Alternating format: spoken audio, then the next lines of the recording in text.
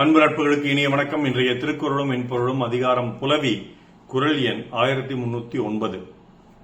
நீரும் நிழல் அது இனிதே, புலவியும் வீழுணர் கண்ணே இனிது.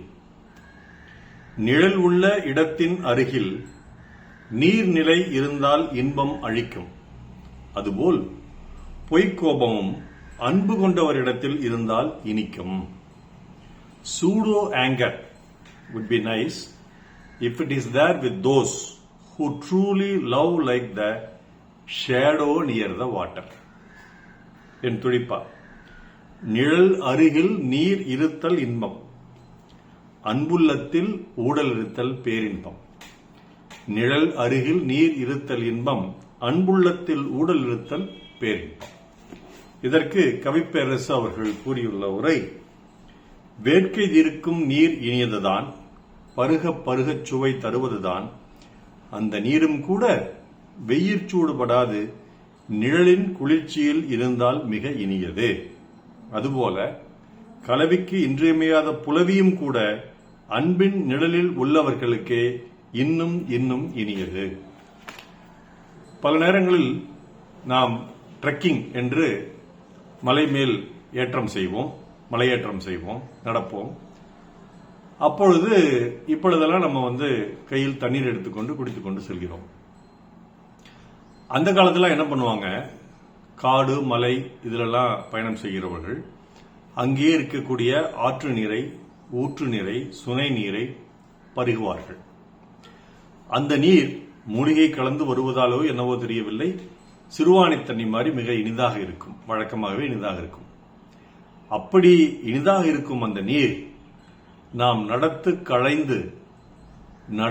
களைத்து ஓய்வெடுக்கக்கூடிய நிழல் தரும் மரத்தின் அருகில் இருந்தால், அந்த மரத்தினுடைய நிழல் அந்த நீரின் மேல் விழுந்து கொண்டிருந்தால், அந்த நீரை எடுத்து குடிக்கும் பொழுது எவ்வளவு சுவையா இருக்கும் நினைச்சு பாருங்க. நல்ல வெயில், சில கிலோமீட்டர்கள் நாம் நடந்து வந்திருக்கிறோம், உடம்பில் வேர்வை அப்படியே கொட்டுது, தண்ணி தாகம் எடுக்குது, வெயில் நல்ல சூடா இருக்குது. அப்பொழுது ஒரு ஆறு ஓடுது, அந்த ஆறுக்கு பக்கத்திலேயே ஒரு மரம், பெரிய மரம் இருக்குது, அதனுடைய கரையிலேயே அந்த மரத்தினுடைய நிழல் அந்த ஆத்து மேல விழுந்துட்டு இருக்கு. அல்லது ஒரு சுனை இருக்கு, அந்த சுனை மேல அந்த மரத்தினுடைய நிழல் விழுந்துட்டு இருக்கு. அப்ப அதை போய் எடுத்து பருகிறோம்.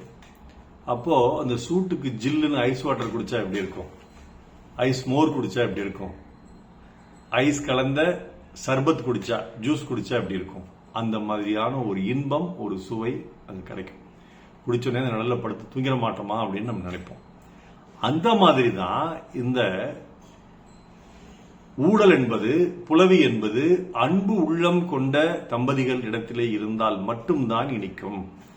எப்படி நிழல் கொண்ட நீர் இனிப்பது போல, சுவை தருவது போல, நம்மை ஆற்றுப்படுத்துவது போல, அன்பு உள்ளம் கொண்டவர்களிடம் புலவி இருந்தால் மட்டுமே அந்த புலவியும் அந்த கலவியும் மிகவும் இனிமையாக இருக்கும் அப்படின்னு ஐயன் சொல்றார்.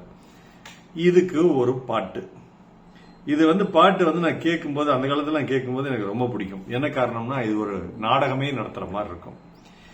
ஏய் மச்சான் என் பொண்ணு மச்சான் என்ன தொடாதே, ஏய் பொண்ணு அடி என்ன சொன்னேன் வாடி முன்னாலே, கைய பிடிச்சானே ஐயா கைய பிடிச்சானே, காலையில ஒருத்தன் கைய பிடிச்சானே, கைய கொடுத்தாயா அடி நீ கைய கொடுத்தாயா, காதலிலே கண்மயங்கி கட்டி பிடிச்சாயா, காலை பிடிச்சானே மெதுவா மெதுவா, ஏதோ கணக்கு வச்சு காரியத்தோட காலை பிடிச்சானே, நெஞ்ச தொட்டானே, நான் நீண்ட மூச்சு வாங்க வாங்க நெருங்கி தொட்டானே, காலை கொடுத்தாயா அடிவி காலை கொடுத்தாயா, காத்திருக்க மனம் இல்லாம கை விழுந்தாயா, நெஞ்ச தொட்டானா அடிவும் நெஞ்ச தொட்டானா, நினைச்சு பார்க்க முடியலையே நெருங்கி தொட்டானா, சேலை எடுத்தானே பாவி சேலை எடுத்தானே, சேலையோடு ரவிக்கையையும் சேர்த்தெடுத்தானே,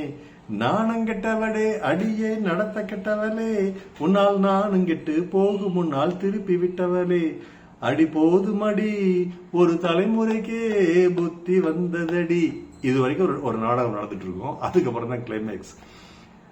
மச்சான் மச்சான் கைய புடிச்சா வளையல் போட, கால புடிச்சா சலங்கை கட்ட, நெஞ்ச தொட்டா நோயப்பாக்க, சேலை எடுத்தா சலவை செய்ய என்று நாயகி ஜெயலலிதா நாயகியா நடிப்பாங்க, பாடுவாங்க.